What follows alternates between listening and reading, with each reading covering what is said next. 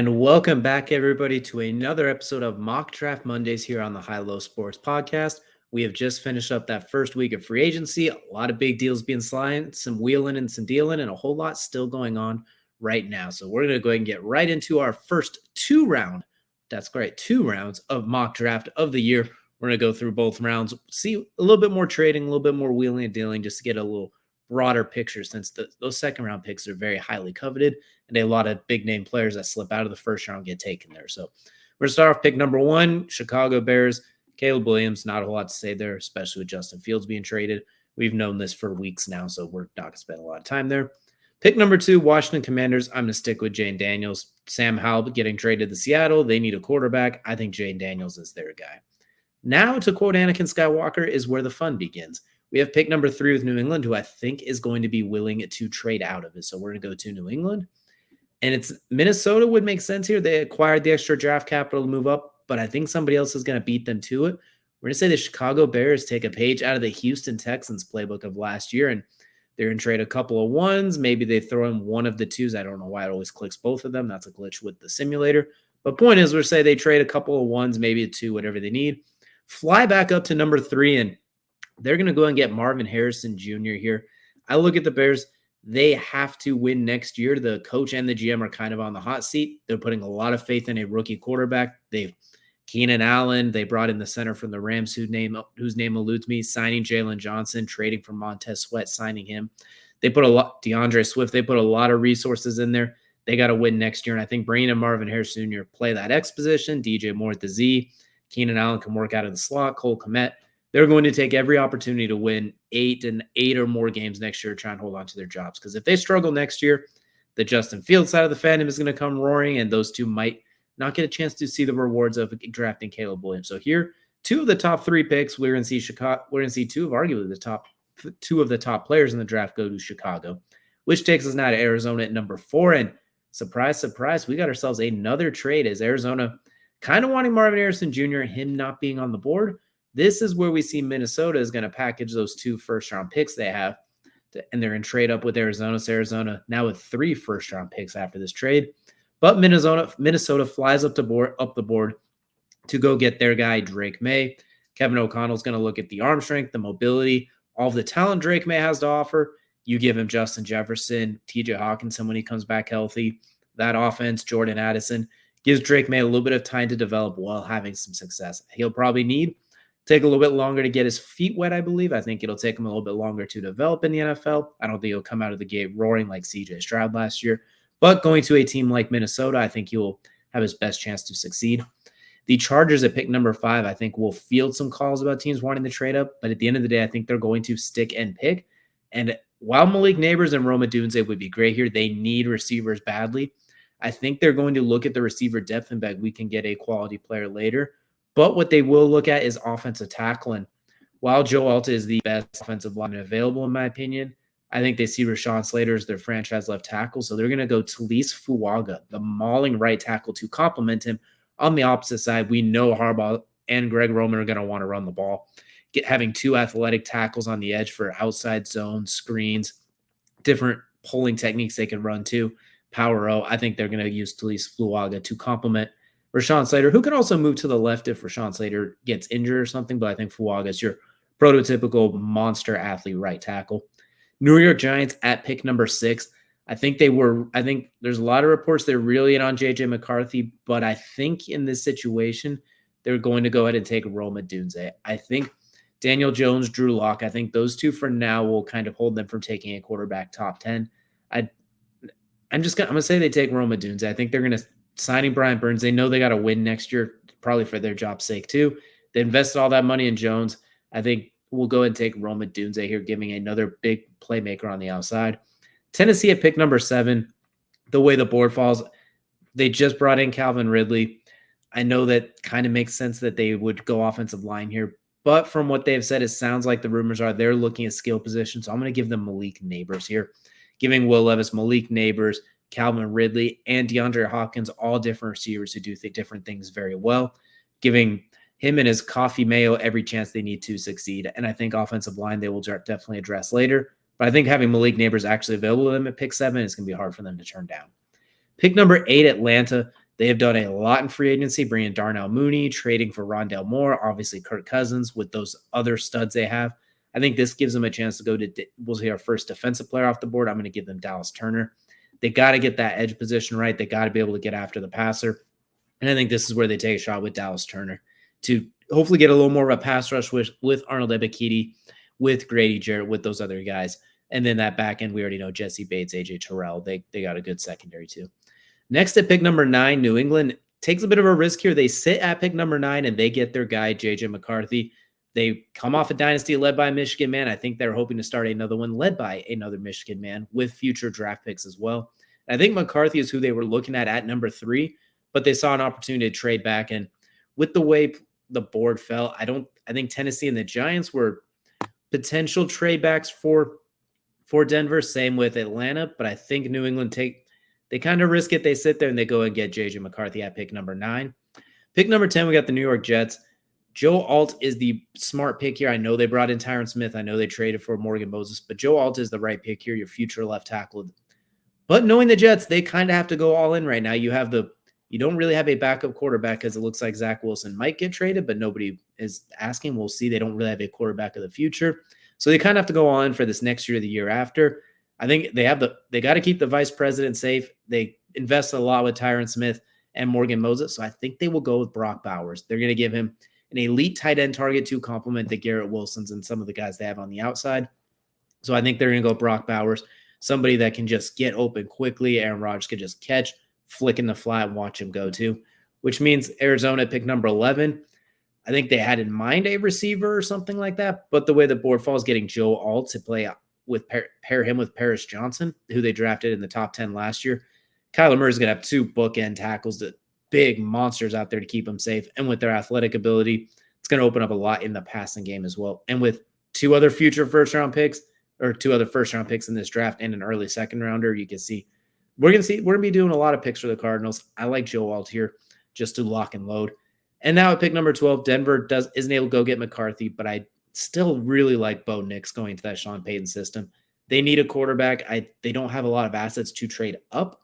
So I think after seeing how Minnesota flew up the board, they sit. I think Bo Nix and JJ McCarthy probably aren't too far different in their grades. I think they're comfortable sitting at 12 to get Bo Nix. Pick number 13, we got the Las Vegas Raiders. A big signing in Christian Wilkins. Defensively, I think they're going to be a force. They do have some needs, especially at running back. They're not going to take here. But I do think with Olu Fashanu sitting right there, they're going to take him as a plug him in at right tackle, a true athlete, keep Aiden O'Connell front side clean to go with Colton Miller, build the offensive line, plug and play at running back. And I think Antonio Pierce is already building a menacing defense. I think here he's going to shore up the offensive line for Gardner Minshew, Aiden O'Connell, whoever's taking the snaps, giving him an offensive line to work with. Pick number 14, we have the New Orleans Saints. They need to get defensive. They need to get edge opposite Cameron Jordan and somebody for when Cameron Jordan does retire. We're going to go ahead with Jared Verse here, arguably edge number 1, depending on who you speak to. And I think he complements very well. Can play a lot of those similar roles. So we'll go Jared Verse at 14. Pick number 15, the Indianapolis Colts. This is kind of up in the air, depending on what happens with that L'Jarius Sneed trade. But what I think is going to be an interesting option here is I think Indianapolis is in position to want to trade back, especially if they do that L'Jarius Sneed trade. Right now, I'm going to operate under the assumption that they haven't done it yet or that they won't be doing it necessarily. It's 50-50, so I'm going to treat it both ways. We're going to say they trade back with Philadelphia.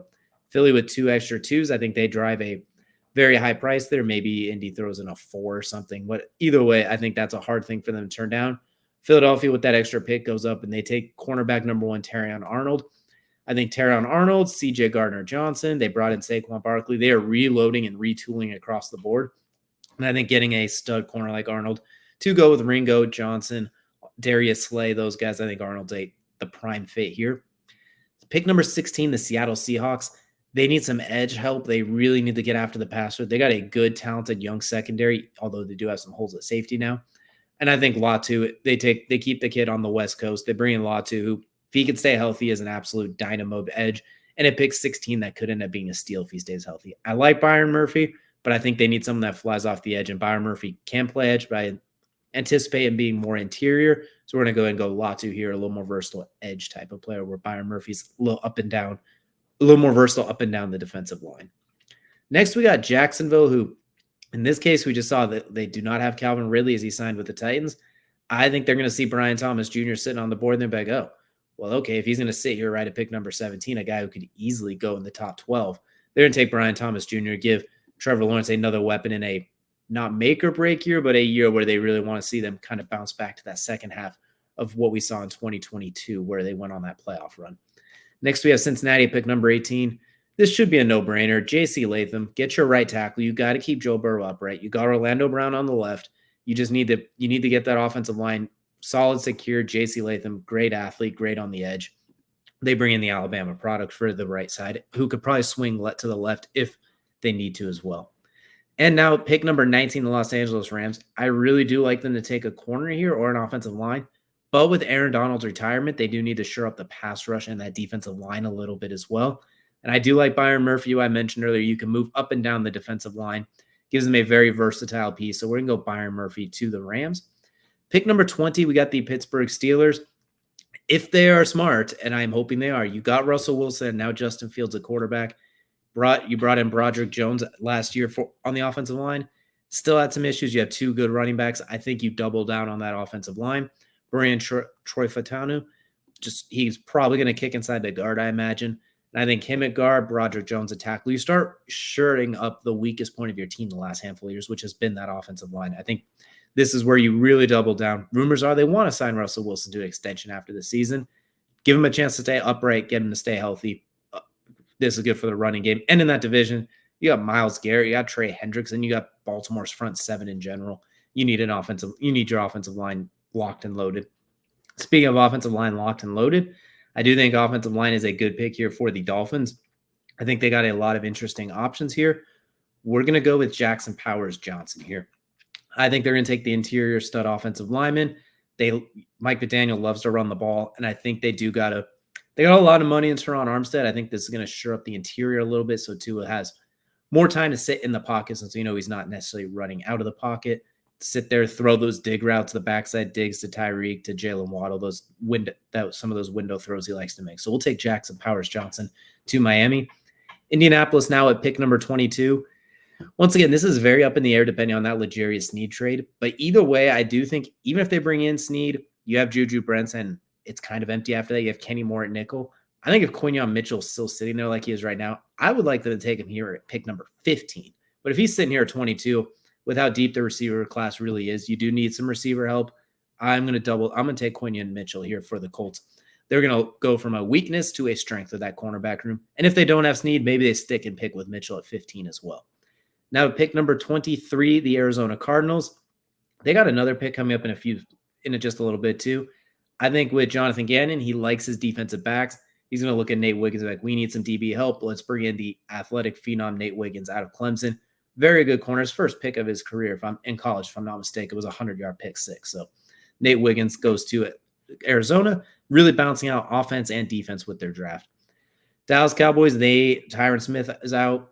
Zach Martin's getting older. They need to reassure that offensive line. When they've been at their best is when they draft on the offensive line. They do have some other needs, but I like Amarius Mims, the mauler out of Georgia, to go here and fill in that Tyron Smith spot a little bit. Or maybe they kick Tyler Smith from last year or a couple of years ago out to tackle to move Mims in it.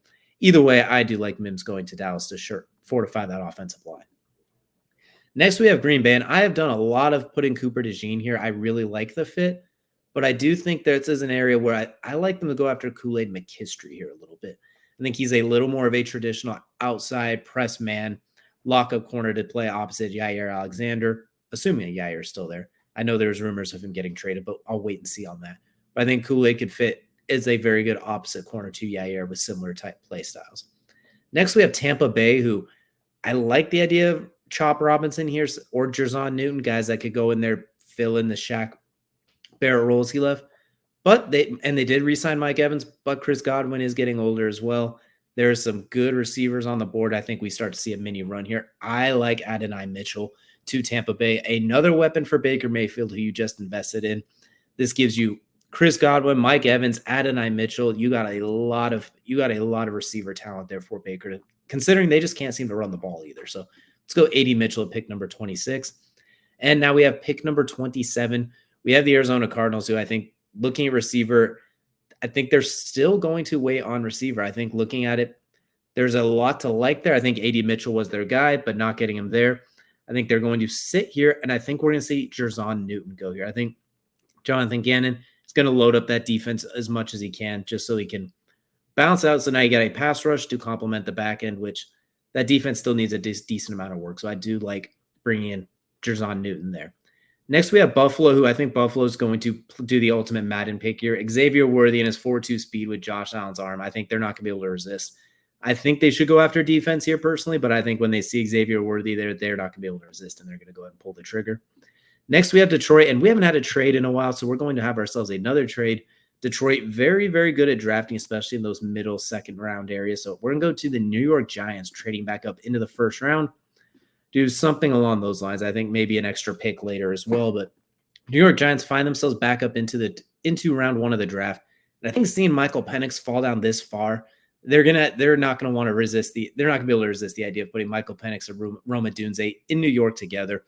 If Daniel Jones falters or isn't able to, or gets hurt again, this gives Drew Lock, Michael Penix a little competition here as well. I think they didn't want to take one early, but I think seeing Michael Penix fly down the board and able to get this fifth-year option on him, they'll trade back in to go get him. Next, we have Baltimore at pick number 30, and I'm looking at Cooper DeJean just hanging out right there. Very versatile back-end player for them. They do need some corner help. He could roll in a little bit at safety. They need some pass rush, but I think Cooper DeJean just feels like a very Baltimore-esque pick here. Next, we have the San Francisco 49ers at pick number 31. I think it's time to start loading up on that offensive line. We always talk about Trent Williams, best left tackle in the game, one of the best ones. The rest of the offensive line has been a little bit shaky, so I'm going to go with Tyler Guyton here. I think they're going to get that opposite tackle, start to build along the line instead of just loading in skill positions and using basically instead of depending on blocking schemes. Next, Kansas City at pick number 32. Something just feels like a Ladd McConkey pick here, especially after running that 4.39.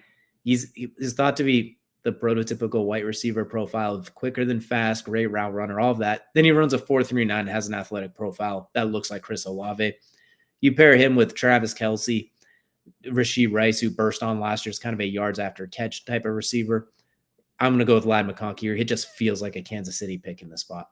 Now into the second round, pick number 33, Carolina. No doubt in my mind they're going receiver. Brought in Deontay Johnson, a guy who can run really good routes, get open, shake guys one-on-one. You do have Jonathan Mingo, a big imposing type receiver as well. I'm going to go ahead and give them Keon Coleman here. Just another big body guy for Bryce Young. When in doubt, one-on-one, put it up for him. You got in Deontay Johnson, who I think could beat man-to-man coverage one-on-one, which is a huge thing they lacked last year. Adam Thielen's awesome route runner, but he is 1,000 years old and was never the best athlete anyway. Keon Coleman, you get a huge body here to complement Deontay Johnson. New England now at pick number 34. I think defensively they are already really, really good. I look at Chop Robinson, and there's some really good players here, but I think Gerard Mayo is going to look at the offensive line like we need to fortify that a little bit. So we're going to go ahead, scroll on. We're going to go with Jordan Morgan, the tackle out of Arizona. Trent Brown is still out there. I think they do need to they want to give Jacoby Brissett / JJ McCarthy the best chance to succeed, and that means keeping them upright. So we'll go Jordan Morgan here. And now we finally see Arizona take a receiver, and I think it's going to be Troy Franklin, the absolute speedster out of Oregon. They waited this long. They kind of loaded up on everything else because I think they just missed Brian Thomas. They just missed AD Mitchell. They just missed a lot of the guys they were probably looking to take at those other spots. So I think they're going to – this is where they pull the trigger and bring in Troy Franklin. Tall, fast receiver, let Kyler Murray throw the ball down the field. So Troy Franklin heads to Arizona. Washington now at pick number 36. They need a lot. They really do. They got another pick coming up shortly after. This is where I think they'll go and take Chop Robinson. They traded both their edges last year. They had Montez Sweat led their team in sacks after being traded midseason. That's all you need to know. So we'll say they go take Chop Robinson, take a flyer on the pass rusher out of Penn State. We have the Chargers. They need corner. They really do. Like Enos Rakishaw, Kamari Laster. They need to load up that defense. I think this is where they'll go and take receiver. I think Harbaugh is going to take his guy out of Michigan, Roman Wilson. He can get down the field quickly, scored a lot of touchdowns last year. Very, very athletic receiver. I think a very good fit with Justin Herbert. And if Quentin Johnston could take that next step, I like Roman Wilson, a guy that Harbaugh trusts to go with Herbert and will know the playbook, how to run off of those play actions across the field. So we'll go Roman Wilson rejoining Harbaugh. Tennessee, you took your playmaker Malik Neighbors in the first round. I think in the second round, Graham Barton's still sitting there. You need to load up offensive line. You got Peter Skoronski on one side, get Graham Barton as the guard on the other side. Next, we have the Carolina Panthers, who you got your receiver in Keon Coleman. You signed 2 guards. You spent a lot of money on the guard position, so I don't think they'll take Zach Frazier. I like Kingsley here as a tackle option. They do need edge, though, and I think Darius Robinson is just a better prospect than Kingsley in this spot, so I think they will take Darius Robinson, the edge out of Missouri. Now we're back to Washington again, who I think they're going to go ahead and take Kingsley because they need offensive line help desperately. Last year, Sam Howell was getting smoked. Jacoby was getting smoked. They're going to bring in Kingsley to help with the offensive line. They brought in Chop Robinson as the edge. They'll go and bring in offensive tackler with their next big. Next, we have Green Bay. Green Bay, you got your corner in round 1. I think they will continue to fortify the offensive line. You kind of see the trend here. We always like fortifying the offensive lines around here. Let's go ahead and take Zach Frazier, the guard out of West Virginia, you got Jordan Love, you got your franchise quarterback. You brought in Josh Jacobs to complement A.J. Dillon, bringing a guard to lead the way for him. Next, we have Houston Texans. This is going to be a fun one. I'm going to go to defensive tackle. They brought in Danielle Hunter to go with Will Anderson. Let's bring in Tavondre Sweat, a big mammoth of a man inside to stop the run in a division that does have Jonathan Taylor still. You do have Jacksonville, Travis Etienne. You do have Tennessee with the kid's name eludes me, Tajay Spears. There we go.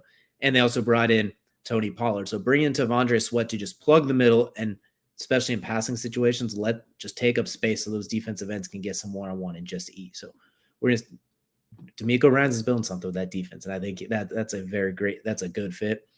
Now we're back to Atlanta again here at pick 43. I like Ennis Rackstraw Jr. here. They already have A.J. Terrell. I think that they did lose Jeff Okuda, so here you bring in Rackstraw, pair him with Jesse Bates. Offensively, you probably feel like you're good to go at this point, so I think they're going to use a lot of this draft on defense. So the corner from Missouri will go to Atlanta there. Next, we got Las Vegas at 44, and I'm looking around. They did bring in Christian Wilkins, so defensive line, pass rush, they feel pretty good. Offensive line, bringing in Fashanu, I think they feel pretty good. I think they would like to get a little more secondary help, so we're going to go with Kamari Lassiter. Here, they got Jack Jones, who had a very good season for him last year. I do still like their safety out of TCU, whose name is eluding me right now, Trayvon Merrick. There we go. Sorry, I'm a little slow on it right now, but I like Kamari Lassiter to just shore up that secondary. I do think Antonio Pierce is looking at his team like, we got Justin Herbert, and we have Patrick Mahomes in our division. We probably aren't going to outgun them, so we are going to find a way to make their life miserable, and that'll include with their defense. So we'll go Kamari Lassiter there at corner. New Orleans now, they took the edge early. I think they're going to look at offensive line here, especially. I think that is a big thing is I think they really need offensive line, and I'm going to go and take Patrick Paul out of Houston. A little bit of a reach here, but I don't know what's going on with Ryan Ramczak's knee necessarily, and Trevor Penning's been So we're going to go and just keep fortifying that offensive line. You committed to Derek Carr for a few years. There wasn't a quarterback here you felt comfortable taking so far. Derek Carr's at his best when he's not getting hit. So I think the more you can invest in the offensive line, the better. It's now going to give Indy here pick number 46, and they already addressed arguably their top need with Quinyon Mitchell in the first round, and that's with or without L'Jarius Sneed. I think receivers their next biggest need, and Xavier Legette feels like such a Chris Ballard type of pick, a height, weight, speed, RAS guy. I think he has a lot of DK Metcalf in his game. He does a lot of things. He does a few things really, really well. Very strong athletic profile. Put him at the X, Michael Pittman at the Z, Josh Downs in the slot. I think that's just a perfect match for both Chris Ballard and the team needs. So Xavier Legette to the Colts. Next, we got Detroit after trading back. I like Brandon Fisk here out of Florida State. Versatile on the defensive line, gives them another option to pair up with Aiden Hutchinson, get after the passer. So we'll go Brandon Fisk here. Now we got Jacksonville. Added another receiver, but I do think they need a little bit of help on the defensive side. And Tyler Nubin is sitting right there, a little bit of safety help to go along with Josh Allen, the defender, and some of those linebackers they have with Devin Lloyd, Foy, Louis Kahn. We'll go and take Tyler Nubin here. Next, we got the Cincinnati Bengals. I think defensively is where they're going to look. I like Braylon Trice. I like some of these guys here, but I think they're going to go down. I think they're going to look at the corner spot, and I like Mike Saren Strill. Give them a nickel corner, someone to learn with Hilton. Just they got to have somebody, a versatile defensive backs in this division. Going against Lamar and the Ravens, going against Watson and the team that the Browns have now, Jerry Jeudy and all those guys. Plus, so I think a defensive back like Saren Strill who could tackle is a very good fit here. Next, we got Philadelphia, who defensively, they did bring in Devin White, but they still need linebackers, and Edgerrin Cooper is arguably the best linebacker in the class. So I'm going to go and take Edgerrin Cooper here, just fortifying that defense as much as they can. Next, we got these Steelers here, and I think this is where they look at receiver. I do like some of the guys like Ricky Pearsall. Let's go and switch over to receivers. I like Ricky Pearsall. I like Malachi Corley, but I'm looking at Tez Walker as someone I think they kind of go for here. Absolute speedster out of North Carolina. Had a really good combine after a rough Senior Bowl. We kind of know how Steelers, they tend to draft these players it's a little bit like, but then they end up being awesome. George Pickens, Deontay Johnson, Antonio Brown, Mike Wallace. This is their thing. This is their forte, Juju Smith-Schuster. So Tez Walker to the Steelers, and Russell Wilson's going to have a whole lot of fun with him going down the field, or Justin Fields. Next, we got the Rams, and this is where we're going to have a little bit of fun too. I think with Higbee being injured, I believe he is coming off an ACL tear, if I'm not mistaken. We're going to go in Jatavion Sanders. I think we're going to see Sean McVay get a little bit greedy here and have a fun weapon that he could split as like a H, kind of like how the Chiefs use Kelsey, like a split out tight end / slot / inline tight end, just a versatile piece they can use from that tight end spot. Next, we got the Colts yet again. Chris Ballard can't help himself. He's going to look at the edge players. I think he's going to go with Braylon Trice. He has not been able to hit on the edge position really since he took over. I think he once again takes a swing with that extra second-round pick. Next, we have the Cleveland Browns. I think they need to replace Anthony Walker. They have a very complete team when you look at it. Top to bottom, there aren't a lot of holes. So we're going to take Peyton Wilson, the best player, especially they need they could use, just filling in the linebacker role so in any way that they can. Next, we got Miami once again back on the board, and they took offensive line earlier. I think they do need defensive line help. They did lose Christian Wilkins. I really like Chris Jenkins here, the defensive tackle out of Michigan. I think he can give them a run-stopping force who can hold in the middle and can get after the passer. So we're going to take Chris Jenkins out of Michigan.